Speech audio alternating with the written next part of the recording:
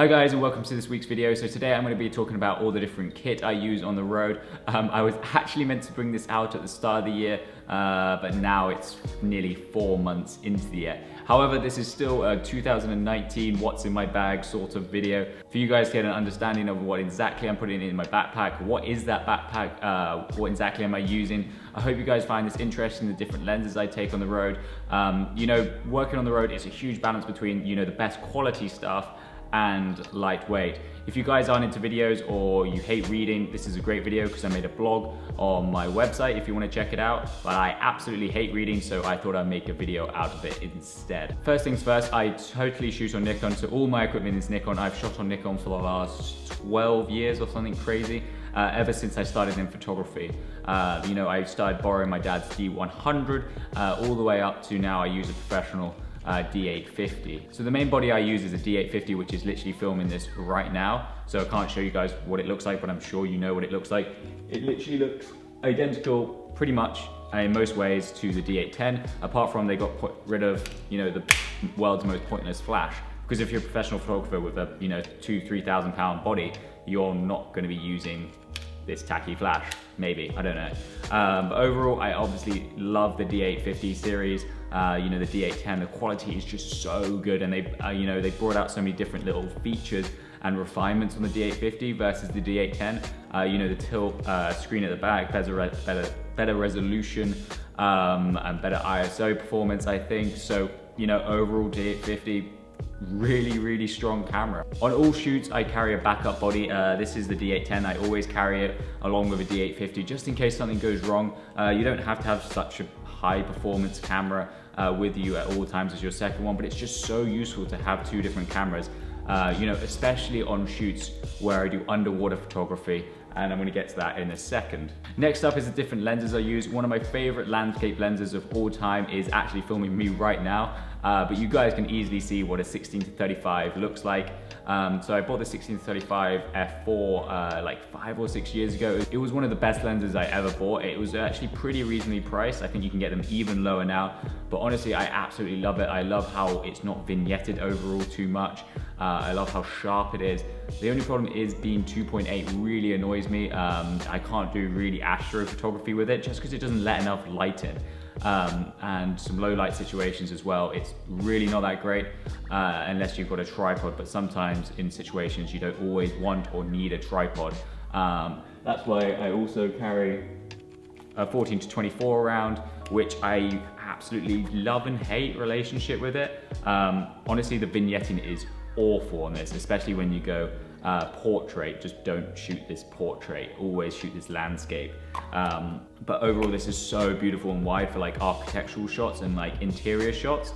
I see this is really sharp as well. If you want the 14-24, I can't recommend any more, but just if you're shooting people in the landscape, I would definitely go for a 16-35, just because it doesn't extend them and make them look a bit odd overall. I hope that makes sense. Next up is one of my favorite like lifestyle lenses. I always carry this on shoots. I do a lot of lifestyle with models and people and stuff in hotels and whatever. So the 24-70 is actually a really good all-round lens. I honestly don't think the Nikon one's the sharpest you could ever get, but it's actually honestly a really good handy all-round lens. Next up is the classic 70-200, and I think it's really essential for most photographers to have this. I got the 2.8 version.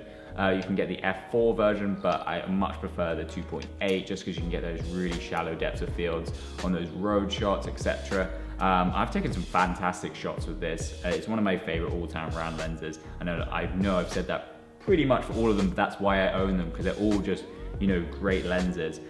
It is very heavy for, you know, this lens, which is such a shame. But overall, I've taken some fantastic compression shots with this and also some great wildlife shots. So it's honestly all around great lens. I think it's really sharp. Yeah, nothing really to fault around 70-200 apart from, you know, the weight and obviously the price. But if you're worried about the weight and price and you're not that worried about getting the 2.8, just go for the f4. Next up is this little amazing lens. It's the 58mm 1.4 Nikon. Honestly, I've taken some fantastic shots with this. I really love this lens. I can't stand by it enough. It's just so beautiful. It's crisp. The 1.4 function is amazing. In low light, I've had some fantastic photo shoots with this. So honestly, it's very, very pricey compared to the 50mm. I think the 50mm is like £200, and then this is like 1,500 to 2,000 pounds or something. I know it's a very, very small lens for such a massive price tag. Honestly, I think it's just so sharp. I highly recommend if you're after a good portrait lens, I would definitely go for one of these. I also shoot a lot of interesting kind of landscape stuff with this 58mm. I think polarizers are super important as well. When you're shooting during the day, it's the one thing which can make your photos look really good. I got some Holga Pro 1 digital filters. You know, honestly, I'm not a huge tech person who can, you know, say the difference between one brand and the other brand in filters. Honestly, these are really, really good, I think. I'm overall really happy with the quality. It makes your day shots so much better, and it also kind of tones down those horrible reflections you get. Grab some of these, they're super useful. Next up is drones. Honestly, I'm not a huge drone photographer. A lot of people use them a bit too much, I feel. But honestly, they're super cool things to use. I mean, I got some fantastic footage from these, and they're great for storytelling when I'm making videos. Just because it's so bulky, but I got the original Phantom 4 when it was like the top of the range. The Mavic wasn't out. This was the new thing, but it's just so bulky, it causes so much attention. It's also freaking loud, but I'm definitely just gonna buy a Mavic Air 2 Pro with the Hasselblad one because I've seen fantastic things about it. The other drone I own is also this Mavic Air. Honestly, not the best quality photos, not the best quality video, but it's just super fun to play with. I can go through like really tiny gaps. It's honestly more like a little toy, and you know, challenging yourself what kind of crazy shots you can get going through trees and overall. But look at how small that is. It's just absolutely minute. Next up is this Aquatech underwater housing. I bought this 3 years ago. Obviously there's a bit which goes here, it's not just going to flood, but I use this for the D810, which is a fantastic piece of equipment. It's very expensive. I think I spent nearly £3,000 on this, which is a bit steep for a bit of plastic. Overall, it's pretty well made. I think there's a few faults to it, to be honest. I look after this really well, and I only use it on 3 to 4 shoots a year, and I clean it every single time. I get rid of all the water, the salt water, and it's still rusting in places, which is kind of annoying for something which costs so much money, that it's actually getting, you know, bits of rust around different edges, and I'm really hoping that's not going to lead to a leak. I've taken some fantastic underwater shots. You know, what I talked about last week in my editing video, that shot was taken with this underwater housing. You know, yeah, overall I can't really fault it, apart from I'm a bit worried about the rust building up on it. On the road I use, oh shit, is that plugged in? On the road I use 2 Lacy hard drives, which are really good. Each of these are 4 terabytes. I usually keep about 1 to 2 years of client work on this, just in case someone comes back to me when I'm away, like, can we have this edited, or we want to buy that extra image, and I have those on the go, and I'm ready to send those guys photos. This is the roller bag I'm talking about. It's the Low Pro 150 roller or something or other. Honestly, it's the first roller I really liked. I had an old Low Pro roller, which was way too heavy, it was way too bulky. This thing is a super good weight for how big it is. It's got tons of storage. I actually can fit a 400mm lens in here, 2 bodies and some other lenses, and it is absolutely incredible. The interior at the moment is really, really mucky, but honestly, overall, I'm super, super happy with this bag. Thank you so much for watching this week's video. I try to make it as quick as possible, going through all those bits of equipment. One thing people are probably gonna be like, are you using the Z7? Have you used it? Many people ask me on my blog post if I've used it. I actually have used it. I used it for a few weeks last year in November. It was honestly a fantastic piece of technology. Nikon are just adding a load more lenses to the collection.